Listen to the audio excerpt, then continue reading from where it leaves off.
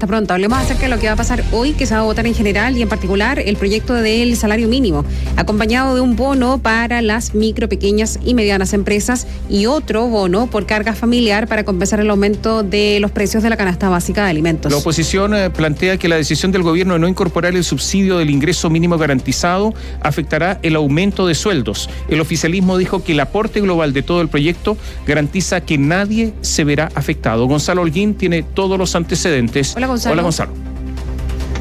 Muy buenos días, Katy, Tomás. Sí, efectivamente les contamos de un debate que ha sido ampliamente técnico, pero que sin duda ya está mostrando posiciones políticas claras. Nos referimos a la tramitación en la Comisión del Trabajo de la Cámara de Diputadas y Diputados del proyecto del salario mínimo, que como ustedes señalan viene con una serie de elementos acompañados que tienen que ver con subsidios a micro, pequeñas y medianas empresas y al mismo tiempo la situación de este bono o de este aporte compensatorio que se hará en el tema de la canasta básica de alimentos. Efectivamente, habrá un segmento de trabajadores que aún no ha sido aclarado por el gobierno en el siguiente escenario.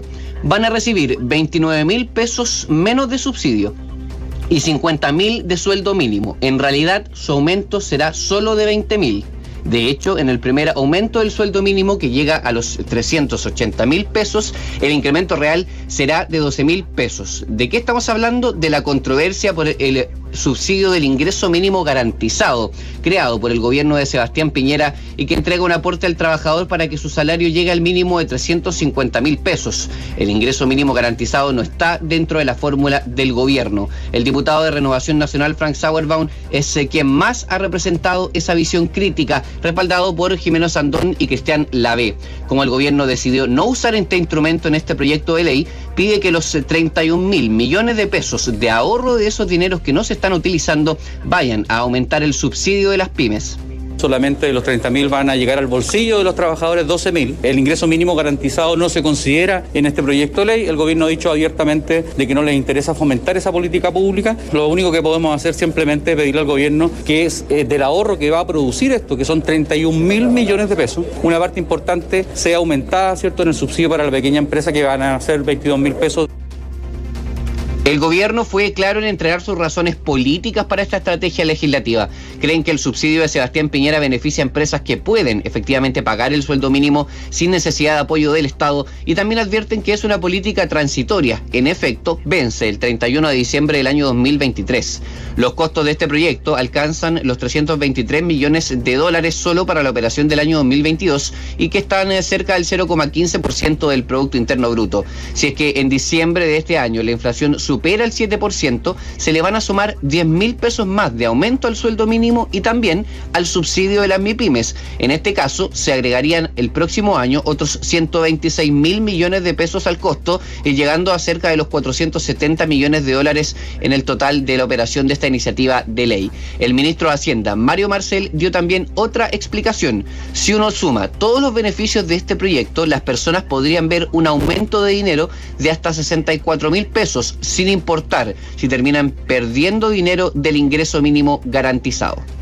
Si alguna vez cae el ingreso del trabajador por efecto del ingreso mínimo garantizado, la respuesta es que no. Una cosa es el ingreso mínimo, otra cosa es el ingreso para el trabajador más diversos beneficios que percibe. Debería considerar la asignación familiar que está recibiendo. Si uno hace el cálculo de esa manera, con 2 cargas tendría un aumento de 56.000 pesos y si tuviera 3 cargas de 64.000 pesos.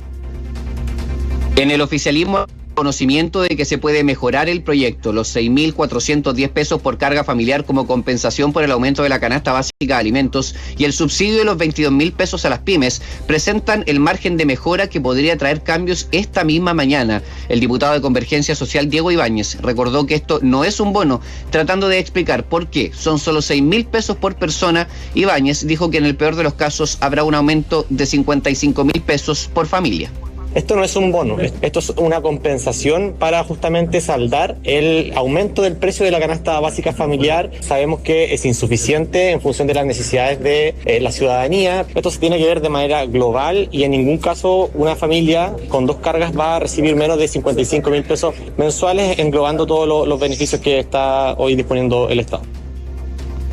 El diputado de la UDI, Cristian Lavea, adelantó el lunes que presentarán indicaciones. Hace algunos minutos recibimos efectivamente las 3 líneas de indicaciones que presentará la Unión Demócrata Independiente. Buscarán aumentar los montos considerados para el ingreso mínimo garantizado con el objetivo de que los trabajadores al final del mes obtengan 400.000 pesos líquidos en su bolsillo. También van a buscar establecer que el próximo proyecto de ley que se ingrese para reajustar el monto del ingreso mínimo deba redactarse en base a la sugerencia que una agencia nacional conformada por igual número de representantes de trabajadores, expertos y académicos pueda generar un rango aplicable al reajuste del ingreso mínimo mensual. Y finalmente, aumentar el bono compensatorio de la canasta básica de alimentos a 40.000 pesos. Recordemos que ahora está en 6.000. De esto se refirió precisamente el parlamentario gremialista. Lo escuchamos. Entonces, lo que yo le voy a pedir dentro de las discusiones, presentar las indicaciones, es que a lo menos el ingreso mínimo garantizado pueda ser lo suficiente para llegar a 400.000 pesos y que le llegue a los bolsillos de los chilenos. Yo creo que eso es lo que nosotros estamos pidiendo. Estoy en reflexión, voy a esperar, tenemos que dialogar, voy a ingresar una indicación que a lo menos los 6.410 pesos se transformen en 40.000 pesos por carga familiar. Les aprovechamos de contar que en medio de este debate la ministra de la Mujer y Equidad de Género, Antonia Orellana, tomó podio en la sala del Pensador al costado del hemiciclo de la Cámara de Diputadas y Diputados y acompañada además de una veintena de parlamentarias, anunció el ingreso en el Senado con suma urgencia de un proyecto para el pago permanente de las pensiones de alimentos. La iniciativa establece un mecanismo en que el sistema judicial investiga al deudor en una serie de instituciones financieras y genera fórmulas para retirar la deuda en casos de mora de al menos 3 meses completos o 5 meses de pagos parciales en adelante. La ministra explicó que solo se llegará a retirar por vía de pago de alimentos de los fondos de pensiones si el deudor no tiene ningún otro mecanismo financiero para ponerse al día. Conforme avanzaron el primer, segundo y tercer retiro, la efectividad disminuyó, iban quedando menos fondos. Por eso nos parecía muy importante ampliar el rango de instrumentos financieros para poder asegurar que los niños y niñas puedan acceder al nivel de bienestar que merecen. En el caso del retiro va a ser de última ratio en el caso de que no haya patrimonio disponible en otras herramientas financieras. Se espera que hoy mismo se dé cuenta en sala del Senado de este proyecto y se pueda comenzar a tramitar. Y recordemos que esta propuesta estaba contenida al principio en el proyecto alternativo del gobierno que se rechazó en el mes de abril. Finalmente, decir que en cuanto al sueldo mínimo, a partir de las 10 de la mañana se reinicia la tramitación en la Comisión de Trabajo, recibiendo visitas y debatiendo hasta llegar a la votación general. Y también, en particular, esta misma jornada para así poder despachar para el correspondiente análisis financiero esta tarde en la Comisión de Hacienda. Tomás, Katy. ¿Qué tal el ambiente, Gonzalo? Porque ayer conversábamos respecto de algunos parlamentarios que dicen cómo dan por aprobado el salario mínimo, en ese caso en particular, si todavía no se presenta el proyecto, nosotros no hemos dicho nada, la ministra del Trabajo dice que esto va a ser retroactivo. ¿Ha mejorado, porque está tan segura, ¿no?, de que se va a aprobar y rápidamente además mejora en algo el ambiente, ¿no? Parlamentarios de oposición, Katy, nos decían tarde ayer en la noche que quizás hasta ese momento la situación no había cambiado significativamente, pero que estaban eligiendo confiar en un comentario que se les hizo del gobierno, que se los daba a entender también en nuestra conversación, de que esta mañana efectivamente el Ejecutivo se va a allanar algunas mejoras. Nosotros entendemos que precisamente podría tener que ver con la flexibilización de los criterios para que ciertas MIPYMES puedan ser contempladas para recibir este apoyo del subsidio para pagar el sueldo mínimo. Recordemos que actualmente las pymes se tienen que tener al menos un 15% de sus trabajadores necesitando un pago de salario mínimo para que puedan ser beneficiarias de este modelo, y esto es una crítica en todo caso de la oposición. Si uno mira un poco más para atrás de ese momento en donde el gobierno ya comienza a hacer compromisos, efectivamente el panorama no era muy positivo. La verdad es que, para ser precisos, hace mucho tiempo que el salario mínimo viene teniendo efecto retroactivo, porque recordemos que esto es una iniciativa de ley que debiese estar completamente finalizada antes del 1 de mayo, y como en los últimos años simplemente no se ha podido hacer eso, incluyendo la administración de Sebastián Piñera, ha tenido un efecto retroactivo. Ahora, efectivamente eso es una cosa, y otra es, como tú bien dices, Katy, que no gustaron mucho los dichos de la ministra del Trabajo, Janet Jara, porque pareció dar por hecho que ya estaba aprobada la iniciativa, cuando aún le quedó un largo trámite en comisiones, en sala, en ambas cámaras, y efectivamente se espera que haya más modificaciones en la línea de aumentar algunos de los elementos de la iniciativa de ley, sobre todo estos 6.140 pesos que son por carga familiar, aunque el Ejecutivo insiste en que el promedio de las personas van a recibir al menos el doble, o sea, casi 13.000 pesos, producto de que el promedio general de las familias beneficiadas tiene al menos 2 cargas familiares. Gracias, Gonzalo. Buenos días. Chao, Gonzalo. El gobierno anunció 3 medidas en materia energética pensando en enfrentar el periodo de invierno a través del plan Chile Apoya. El presidente Gabriel Boric encabezó una ceremonia, ahí firmó el proyecto de ley que se había anunciado en el Congreso para contener los precios de la parafina, inyectando $40 millones al Fondo de Estabilización de los Precios del Petróleo, el conocido FEP. El ministro de Energía, Claudio Huepe, detalló que la idea es que los precios vuelvan a los niveles mostrados en febrero, pero aclaró que las variaciones seguirán dependiendo de factores internacionales. Básicamente lo que hace este fondo es corregir con un impuesto o un crédito el valor de referencia que está dado por un precio de largo plazo. Lo que se busca es que el precio esté lo más cercano a una especie de precio de largo plazo. Se busca una cierta estabilidad. Se va a tender a mantener relativamente estable, pero va a verse afectado por las alzas o bajas de ese precio de largo plazo. En segundo lugar, el Ejecutivo anunció un proyecto similar que pretende estabilizar las tarifas eléctricas. Para lograr, dicen que la mayor parte de las cuentas se mantengan congeladas este año. Esto lo dijo el propio presidente Boric. Si bien en el Congreso se valoró esta medida tomando en cuenta que se proyectan alzas de hasta 20% en las tarifas eléctricas que se mantuvieron fijas durante toda la pandemia, la presidenta de la Comisión de Energía del Senado, Loreto Carvajal, pidió acelerar el trámite del proyecto. Una visión similar planteó el diputado de la UDI, Jorge Alessandri, quien pidió poner atención en la sostenibilidad de las soluciones. Creemos y hay estimaciones que van a subir alrededor de un 15 o un 20% las tarifas de los suministros eléctricos. Por tanto, yo creo que es muy necesario hoy día. Hay que atacar las causas. No basta con ir transfiriendo dinero, porque en algún momento se acaba el dinero y siguen subiendo los precios. En la Organización de Consumidores y Usuarios de Chile, la ODECU, su presidente Estefan Larenas vio con buenos ojos los anuncios, aunque señaló que hay que tener expectativas moderadas sobre su impacto. Dentro de la inestable situación del mercado internacional, esto nos parece importante. Esto no quiere decir que no van a bajar los precios, pero sí van a subir gradualmente y van a tener entonces la familia la oportunidad de organizarse para poder enfrentar de mejor manera esta situación mientras la situación internacional se mantenga. Por último, el presidente Gabriel Boric anticipó que antes de que termine el mes ingresará al Congreso el proyecto que modifica la regulación del mercado del gas licuado. Dijo que la participación estatal en la industria se va a seguir profundizando. A ver, varias cosas sobre esto, 2 o 3 cosas. Lo primero, yo creo que los $40 millones son insuficientes para mantener los precios de la parafina. Si la parafina el año pasado estaba en $700 el litro, hoy está en 1.100. Es absolutamente insuficiente de acuerdo a los consumos que hay en nuestro país en invierno. Por lo tanto, yo creo que las presiones van a seguir. Lo segundo es con respecto al gas, porque se dijo que la ENAP va a facilitar 3.000 cilindros de gas a los municipios, intentando estabilizar los precios. La verdad es que 3.000 es nada, es una gota en el mar, porque resulta que la cantidad de cilindros de gas que hay en Chile son 19 millones. Y estos son 3.000. Por lo tanto, la distancia es sideral y por lo tanto yo creo que este invierno simplemente no va a tener ningún efecto en el precio del gas, esta medida del gobierno anunciada en el día de ayer. Y el Servicio de Impuestos Internos informó que la Contraloría formuló una observación al decreto que extendió el plazo de la operación renta, estableciendo la inclusión del IPC de abril en el cálculo del monto a pagar, por lo que las declaraciones solo podrán ser completadas desde el 6 de mayo a las 16 horas. Entre hoy y esa fecha, los contribuyentes podrán acceder a la información, revisarla y detectar, y si detectan alguna diferencia, deben guardar los cambios. Además, la opción del pago diferido de renta o cupón de pago en bancos solo estará disponible desde las 16 horas del día viernes. Durante este periodo, contribuyentes con declaraciones sin pago o con solicitud de devolución podrán continuar enviando sus declaraciones de renta y completar el proceso de cumplimiento de la obligación tributaria. Respecto de las personas que realizaron el trámite en los plazos previamente establecidos, el gerente tributario de la consultora Adval, Eric Kessler, señaló que la única diferencia será el nuevo reajuste.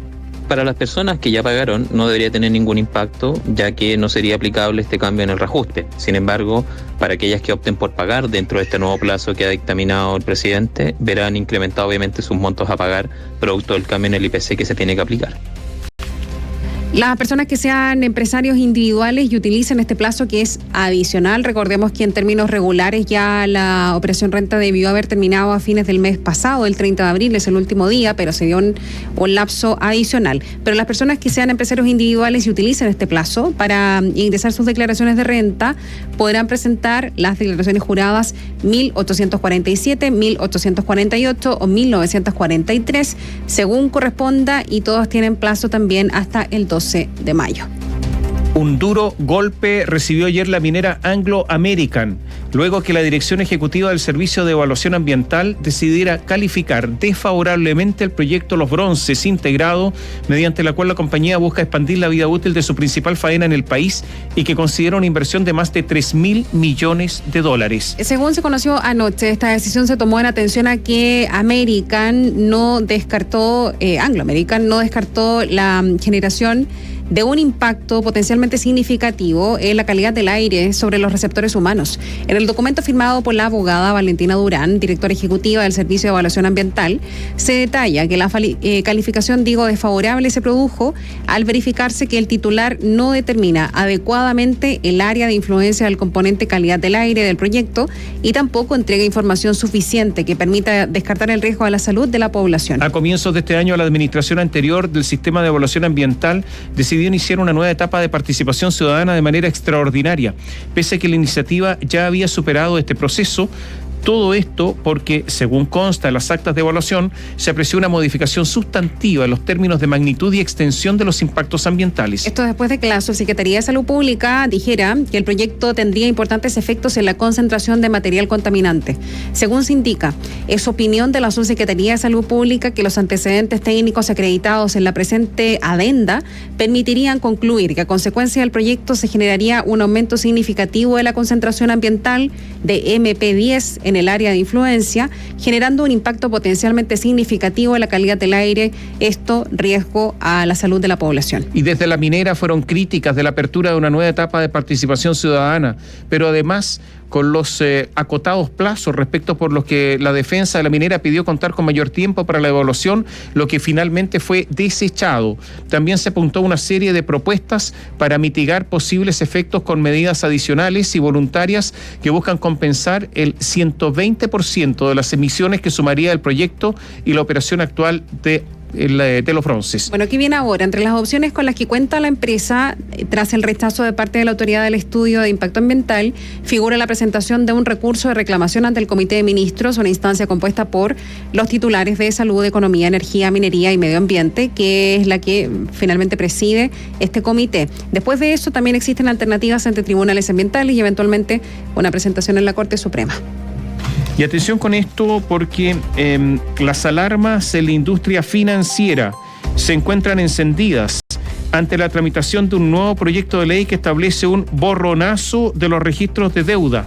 La iniciativa parlamentaria sería de carácter universal y regiría para las obligaciones financieras menores, o sea, las deudas, menores a 2,5 millones de pesos, pero no condonaría las deudas impagas. Es una moción parlamentaria promovida por el diputado socialista Daniel Manucheri, apoyada por un grupo transversal de parlamentarios. Ahí están Miguel Ángel Calisto, de la Democracia Cristiana, Boris Barrera, del Partido Comunista, Alejandro Bernales, del Partido Liberal, y Sofía Cid, de Renovación Nacional. El objetivo es prohibir a los responsables del registro o banco de datos entregar la información sobre deudas impagas de las personas contraídas hasta el 30 de abril de 2022. Esta regulación se aplicaría a las distribuidoras de información de carácter económico, financiero, bancario, comercial. Entre los sectores más destacados de este negocio se encuentra DICOM, de la firma internacional Equifax. El proyecto establece la obligación de eliminar de los registros y los bancos de datos las obligaciones exigibles e impagas inferiores a, ya les decíamos, 2,5 millones de pesos por concepto de capital, excluyendo intereses, reajustes o cualquier otro rubro. El vicepresidente retail financiero Claudio Ortiz dice que el proyecto es un ejemplo de mala política pública, que con la intención de favorecer a los consumidores terminaría afectando a aquellas personas que a través de un crédito quieran financiar algún proyecto. En la Asociación de Bancos mencionan que este proyecto genera impactos inéditos y más severos que las iniciativas anteriores. Dicen que los efectos negativos en materia crediticia imposibilitan cumplir con la regulación prudencial, constitución de provisiones y capital regulatorio, entre varios otros efectos. El proyecto va a ser discutido hoy en la tarde a las 5:30 en la Comisión de Economía de la Cámara. Está invitada la Asociación de Bancos, también organizaciones de consumidores y la presidenta de la Cámara de Comercio de Santiago, que es María Teresa Vial.